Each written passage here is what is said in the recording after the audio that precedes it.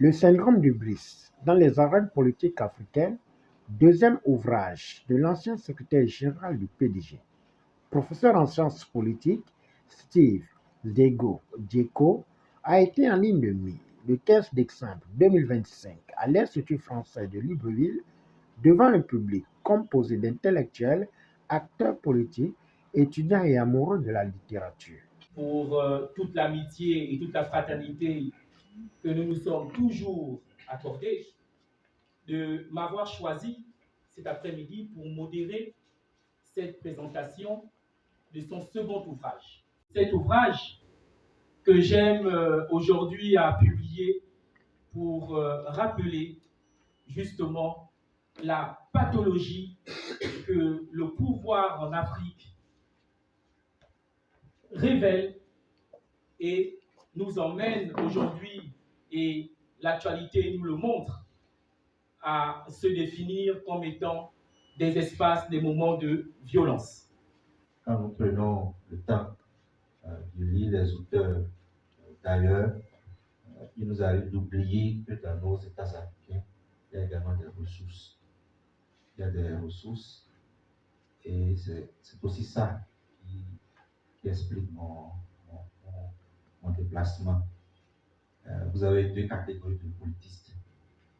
Vous avez les politistes qui ont fait l'expérience de l'intérieur, ce qui leur permet d'actualiser la discipline, non seulement actualiser la discipline, d'actualiser également la pensée critique. Mais vous avez les politistes qui regardent le système de l'extérieur. Et je pense que Steve a eu cette chance de regarder le système de l'intérieur et il utilise un regard objectif, un regard scientifique pour opiner sur le système de l'extérieur. Steve Dieko, c'est un collègue. Il m'a sollicité pour préfacer son ouvrage. Mais j'ai posé une condition. Je dis, je préface l'ouvrage si je prends connaissance du contenu de l'ouvrage. J'ai pris le temps de lire l'ouvrage et je me suis rendu compte que c'est un ouvrage de qualité, c'est un ouvrage pédagogique, c'est un ouvrage de sociologie politique, mais qui a quand même une certaine particularité. C'est l'introduction d'une dimension psychanalytique, d'une dimension psychosociologique dans l'analyse du pouvoir politique en Afrique, plus précisément dans la mise en évidence du comportement des leaders africains. Et je pense que l'ouvrage est très intéressant. Quand vous lisez ce ouvrage, vous vous rendez compte que l'auteur,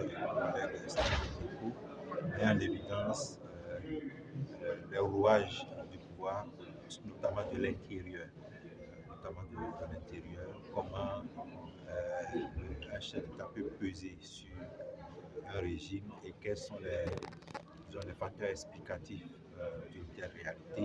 Et donc, quand j'ai lu l'ouvrage, je me suis rendu compte que l'ouvrage a une approche innovante et s'inscrit dans une démarche, je dirais, interdisciplinaire. J'ai accepté et j'ai écrit ce petit. Après la présentation de l'ouvrage devant une assistance concentrée, suivie des motivations qui ont poussé au professeur Kaka de préfacer ce nectar qui répond à la boussole morale, le tout est revenu à la pierre angulaire de l'événement originaire de la communauté Membe du Gabon de démystifier la pathologie du pouvoir à travers son ouvrage. Sur les deux dernières parties, alors peut-être quelques observations. La citation de Montesquieu qui peut être comme une citation méditative. Il dit ceci, que tout homme qui a du pouvoir est porté à en abuser. Et il va jusqu'à ce qu'il trouve des limites. C'est la maladie finalement. Les pathologies du pouvoir dans les arènes finalement africaines, donc de nos sociétés. Nous avons donc échangé avec l'assistant sur un certain nombre de mots finalement qui minent et qui affectent la gouvernance dans la plupart de nos États. Et au-delà justement de ce diagnostic que nous avons établi, nous avons proposé un certain nombre de remèdes, notamment l'amour pour la patrie, parce que nous considérons effectivement qu'un de ces concepts devra être traduit, matérialisé, mais surtout poussé au niveau de nos écoles pour inculquer cela à nos jeunes, pour préparer justement l'avenir, les ligues de demain. Au-delà, nous avons vu aussi un certain nombre de concepts, le leader servant, c'est-à-dire un leader qui est finalement au cœur des préoccupations des populations, qui se met au service de ces populations, qui est à contrario avec le leader pathologique. Nous avons vu aussi des concepts comme l'afro-politanisme, c'est-à-dire ou l'afrocentrisme, qui a la vocation de mettre finalement l'Afrique au cœur même de ses préoccupations. Donc penser d'abord l'Afrique pour pouvoir résoudre ces difficultés, les maux qui minent notre Afrique. Mais au-delà, je crois que le message aussi, c'est un plaidoyer finalement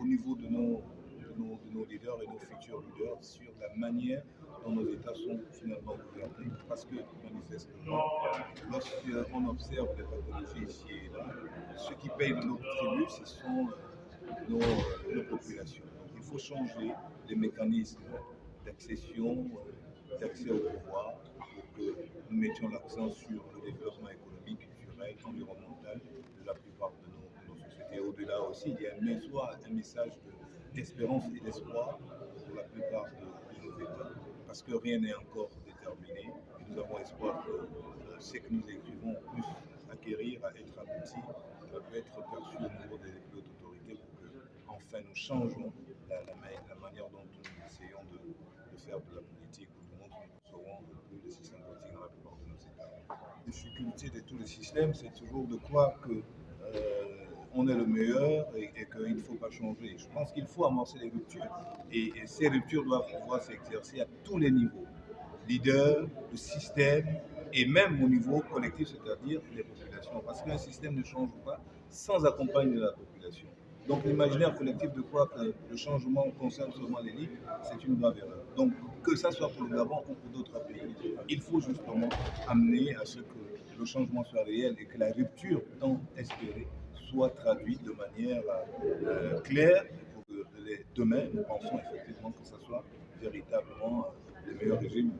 Ce carrefour littéraire était jalonné d'un sursaut intellectuel en invitant réhumanisation du pouvoir afin de bâtir une gestion responsable et véritable au service du peuple selon le sentiment d'un honorable de la Ve République.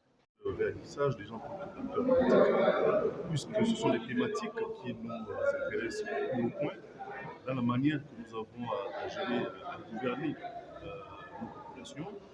Et je sors de là avec un sentiment d'entière satisfaction, puisque ça nous permet de juger un peu nos rapports avec nos populations. Alors, il faut dire que le professeur Diego Dieko a fait adresser un diagnostic froid sur ces rapports-là, et en même temps qu'il a évoqué comment améliorer les mêmes rapports pour ne pas sombrer dans le syndrome du BRICS.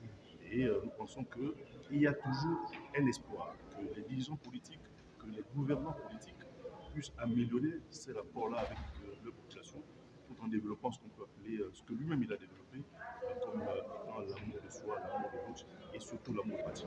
C'est le seul remède qui peut nous amener à mieux gouverner nos populations.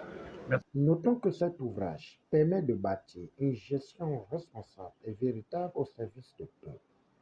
Au finish, dédicaces et photos de famille ont fait tomber le rideau du vernissage qui marque le retour du professeur Steve Dieko dans l'environnement sociopolitique après une période d'hibernation suite au coup de tonnerre du 30 août 2023.